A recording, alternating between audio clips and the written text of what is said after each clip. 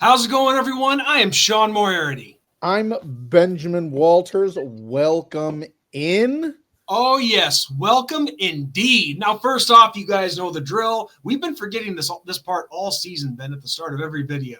You guys make sure and hit that subscribe tab and subscribe to our channel.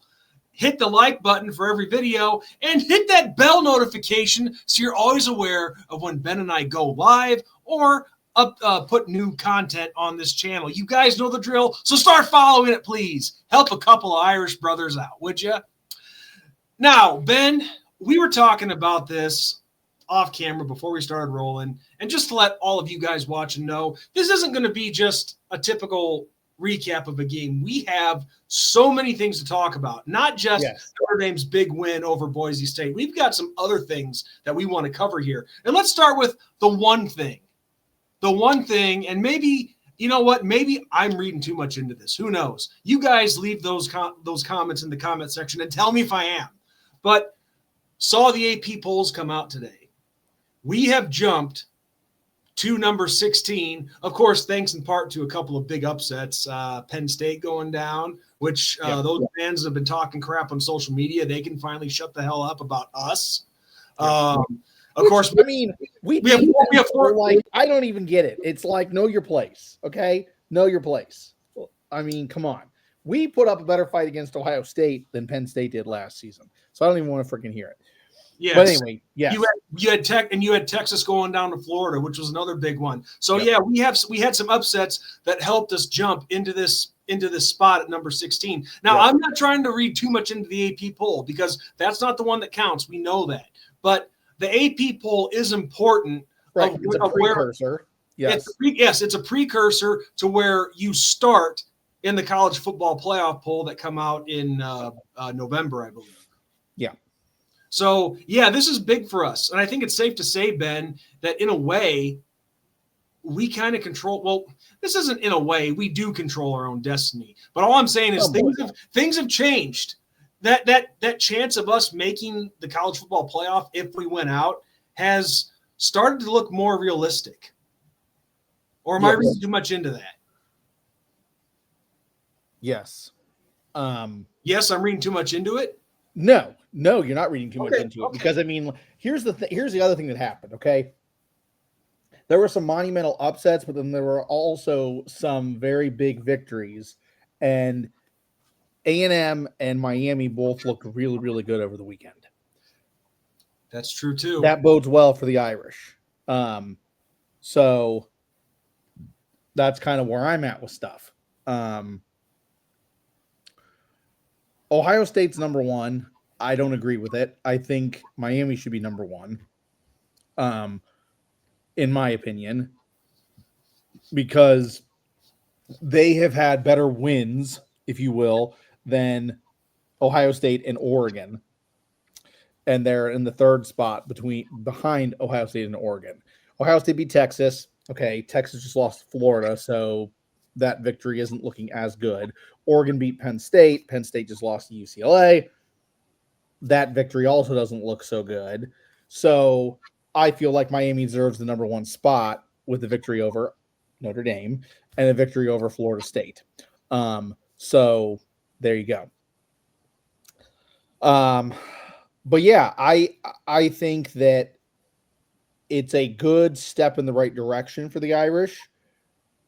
And once again, like we talked about, and maybe we sound like broken records, that Purdue game kind of has vaulted us once again into the path that we need to be on. I just wish it would have not been the Purdue game that vaulted us into that, and it would have been the two wins against Miami and A&M. You mean two losses? I wish we had won those two games. Oh, right. I get is what I'm saying. But I was like, we lost those games. But that's in the past, and that's a done deal. So, but yeah, Notre Dame's trending in the right direction, and things are looking better on all facets of Notre Dame's fronts, except for one, and we'll get to it. But yeah, I'm happy with how things are going. Yeah, I mean the tide has really taken a turn here in our favor, but of course a lot of season left to go. And something I also wanted to mention, Ben, and I didn't want to say this during the recap, but do you get the inkling that our guys, our broadcast team on NBC, want Notre Dame to lose and are just completely against us? Like this week, it was Dan. It was another guy before, but it was this weekend. It was Dan Hicks, and of course, what's his name, Garrett. Why am I blanking? Jason Garrett. Jason Garrett. I don't know why I was blanking on his first name, but Garrett. It seems like Garrett in particular, and not just the announcers, but the whole broadcast, because they were constantly showing Boise State fans nonstop, and they were talking about how big of an upset this would be and how much of a monumental win it would be for Boise State. Yep. And it's like, are these guys? I mean, this is our crew. This is our broadcast team. Do you think they're wanting us to lose? That they're hoping that we do lose every time? Probably, because the world hates Notre Dame, and what I don't understand is why is it that Brady Quinn works for Fox and not our broadcast team? Probably because Fox is paying him a lot more money. We need to pay that man whatever he wants and get him home. Just saying. So I've always wondered that. Why can't we, for Notre Dame home games on NBC, why can't we get one of our own guys? I mean, look at the past guys. Pat Hayden, USC. Mike Mayock, who had, just in my opinion, a very annoying voice. Yep. Doug Flutie. Boston College. Doug Flutie, Boston College. Yep. Which Doug Flutie never really talked crap about us, but still, neither did a guy from a rival. A direct rival at that. Exactly my point. What are we doing here? And now Garrett. Where did he go to school at? Do you know? I have no clue, and I don't care. Okay, but why can we not get a former Notre Dame player to be the color commentator? I don't know. But yes, please, NBC. If I don't know how much is left on Brady Quinn's contract with Fox. Is that who he's working for? Is Fox? Yeah. Okay, that's what I thought. He's on the big noon kickoff. Yes, that's okay. That's what I thought. Just making sure. No, I'm not mad at you. It's frustrating. It's like I'm on the same boat as you. It's like, what are we doing here? Like, why is this happening? I know. If I'm NBC, I look to see how much is left on his contract, how many years, how much money, and shoot, if he's worth it, buy him out, bring him home to NBC, bring him home to Notre Dame. Right. It's like. And I honestly, he could do this. He could do the same and slobber all over the opponent, which honestly, I don't think he would. Right. But take the chance. I'm sick of these guys these color commentators who are either annoying or straight up are against us. Right. And you can tell that Garrett in particular is against us. Because when you start slobbering all over the away team all the time, that says a lot. And Pat Hayden, correct me if I'm wrong, but he's still the athletic director or the president, whatever, at USC. Yeah, I don't know. He was. I don't pay any attention to what the soiled condoms do. So okay, well, still, you get my point. That's what he left NBC to do. Right. But it's like, let's get one of our own guys and bring him home, huh? Come on. Yeah. So you know who else is against us? Who? The refs. Like, let's just address the elephant in the room here, okay? Like, what the heck was that? I mean, I find myself in very uncharted waters these last handful of videos that we've made. I really do, because I'm not normally one to call for a coach's head, and I'm not normally one to blame refs for things. But my goodness, what are we doing? Like, for real, what are we doing? That was an absolute shit show of a referee performance. Like, can we not have them under review, please? Like, I mean, and it wasn't just us. It was Boise State, too. I mean, both teams. It was like every freaking play there was a flag thrown. I think there were more plays that flags were thrown than there were that they weren't. Like, I just don't get it. Like, are we trying to break records here? I mean, let's just say a few of them were bull crap. not a few, a bunch. Oh yeah, okay. I just was trying to be nice. No, let's not be nice. Let's, that's the other thing. Notre Dame needs to stop being nice with things. Like, we need to just stop being nice, because in football, it gets you nowhere. Nowhere, zero, zilch. Well, and speaking of being nice, I texted you this during the game. A little too much blue and orange in the stadium. So are we really going back? Yeah, I didn't like that either. So, but no, I was talking with my brother about that, and he said, "Well, are you really surprised, Sean?" I'm like, a little bit. I mean, granted, I know we've dropped the first two games. Hope was lost there for a while. But he's like, well, no, it's just these people are coming to South Bend to see their team play for the first time, and they probably never will again. I'm like, why is that our problem? Okay, let's just take a look at any other team. If this was Texas or Georgia or Ohio State or USC, do you think they're going to give two shits if it's that team's first time coming to play in their stadium? No. They're going to make it hard on the opponent. They're going to say, okay, great, you're here. We're going to beat the crap out of you now. Right. Get ready for a 60 minutes of hell. But no, we don't do that. It's we like, oh, hello, welcome to South Bend. Here's our ticket that we're going to sell to you. Right. Enjoy it. Enjoy your time here and have a great time. Enjoy the experience. No, screw you. Right. But it goes back to the cheese and wine crowd. Yep. Nope. The people that care more about money than supporting the team. But then they bitch when the team doesn't do well. So, yeah, there you go. But anyway, I think we've covered all that extracurricular stuff. Let's get to the game itself. What do you say? Yep. But we hope you guys enjoyed that first 12 minutes. Not the kind of game that either one of us predicted. 28-7 final score, a 3-point victory, which I'm very happy about that. But let's talk about the obvious part of this game that was, at least to me it was very shocking. The defense stepped up. Yep. And it was the offense that, at least through the first half anyway, kind of had a little bit of trouble. Yeah. I mean, the offense was a little predictable. Yeah. Okay. And I did text you. We were chatting a little bit. The offense looked bad, if you will, because we went for it twice on fourth down and failed.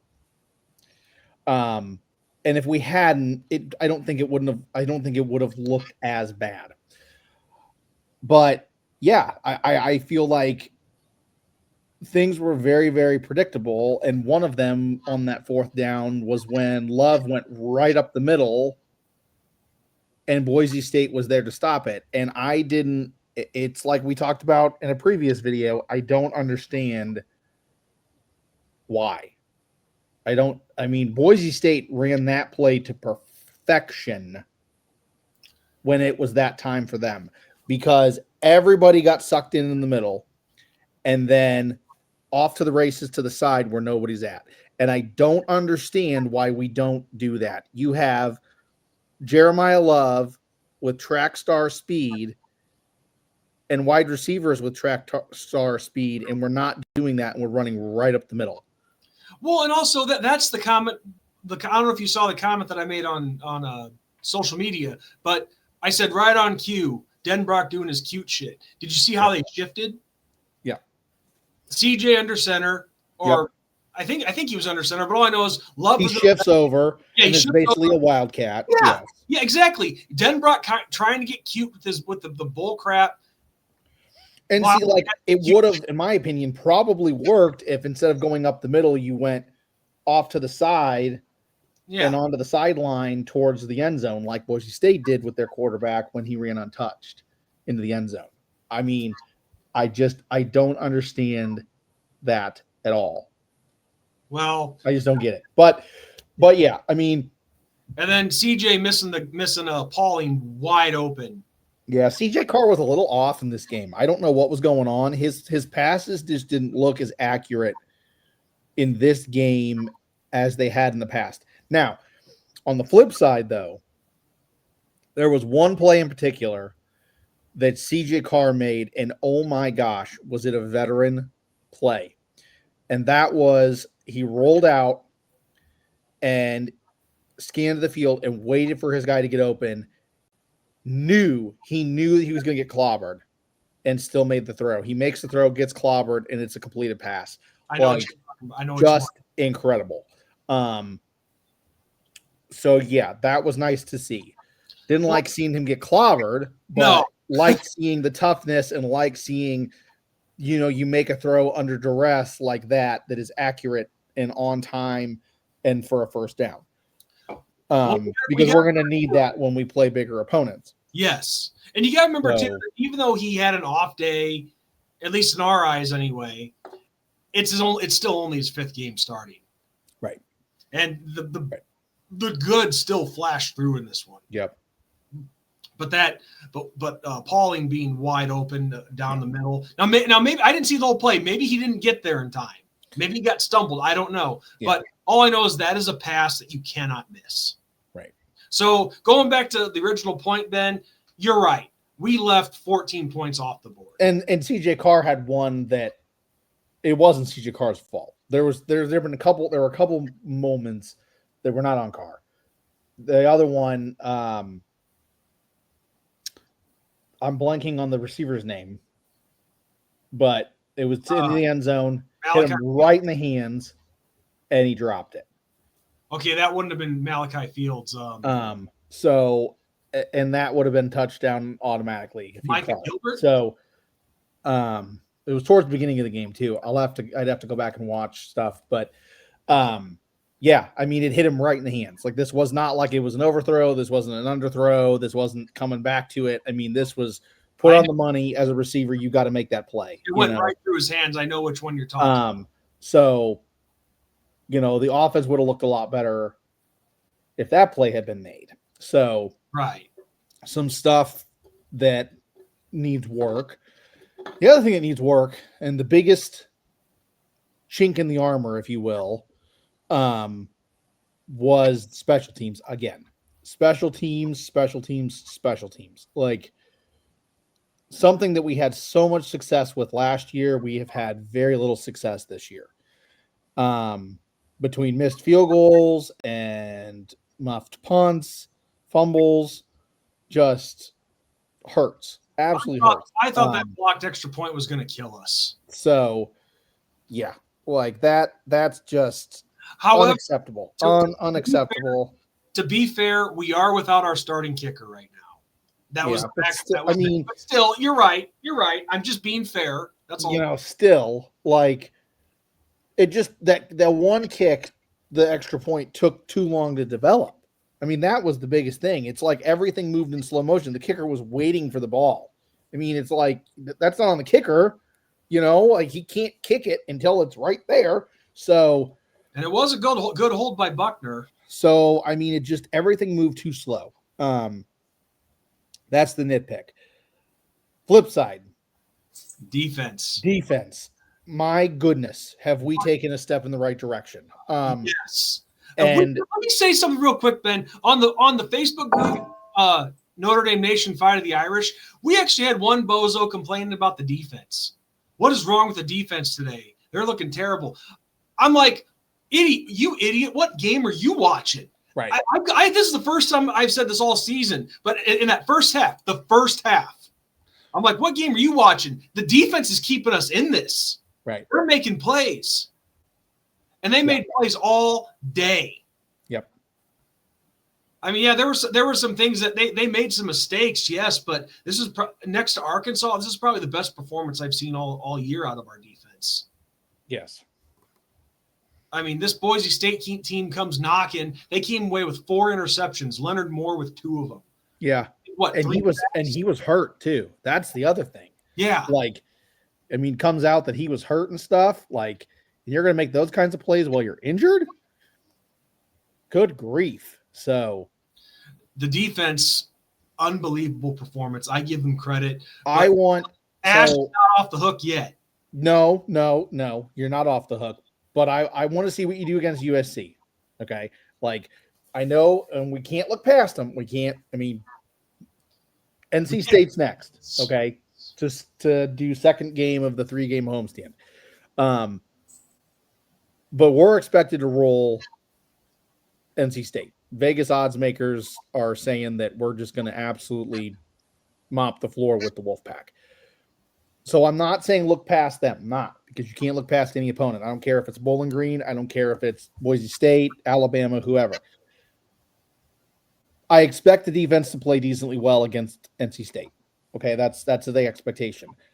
I want to see what you can do against a decent offense or a good offense that is Southern Cal. Mhm. That's my point. Yes. If we do well against Boise State, NC State, and then Southern Cal, then I will be convinced that we're kind of back to where we were last season.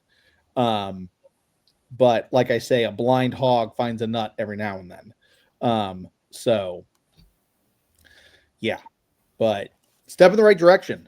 Boise State's a good team. Okay. I don't want anybody thinking a 28-7 victory is something to be whining about. I mean, they showed it. If you weren't paying attention, they showed it, with how good Boise State really is. They're going on their 27th season with a winning record. They're the number one team in the country right now for consecutive winning seasons. Okay. And I don't care who you are. I don't care what level you play at. That is a hard thing to do. Okay. They have been Mountain West champions, 8 out of the last 11 years or something like that. I mean, they're probably going to go on to win it this year. I don't care. I don't care what conference you play in. It is hard to win your conference every year. It is hard to be that successful year in, year out. So for us to put up 28 points and to limit them to 7 when they were averaging 40 is a very good victory. Okay. Don't let these Penn State, Texas, Georgia, whoever, idiotic fans say otherwise. Okay. So yeah, overall great win. Especially after the tumultuous beginning to our season. Yeah, okay? we're turning this around.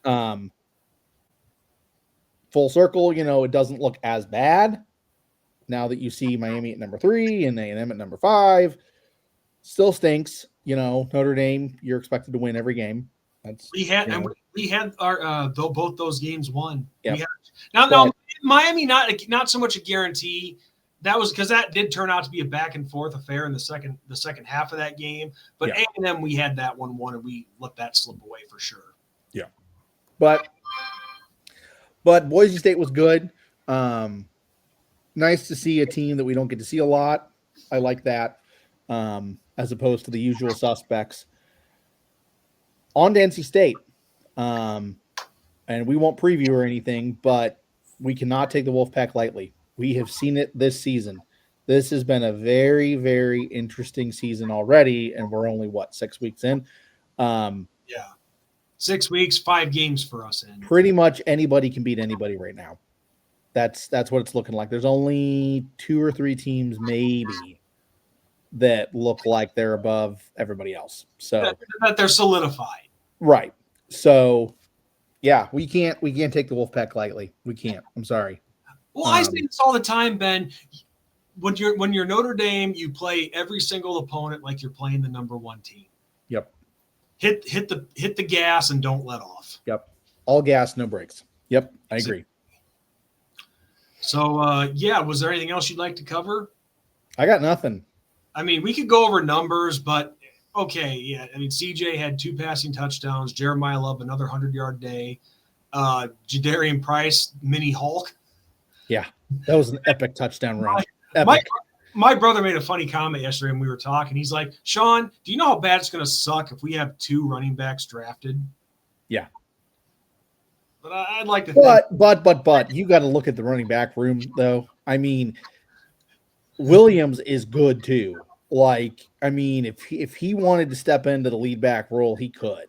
Yeah, so I'm not super concerned about that whatsoever. He just was joking, like, man. No, I know. I completely agree. It would suck, but it's a good problem to have. Not gonna lie. I agree. So yeah, I'll take that all day. But yeah, overall, great victory. Moving on, 3-2. Just keep getting better, boys. Keep getting better. So on that note, everyone, I'm Sean Moriarty. I'm Benjamin Walters. And as we always say after every game, good night, God bless, and go Irish. Go Irish.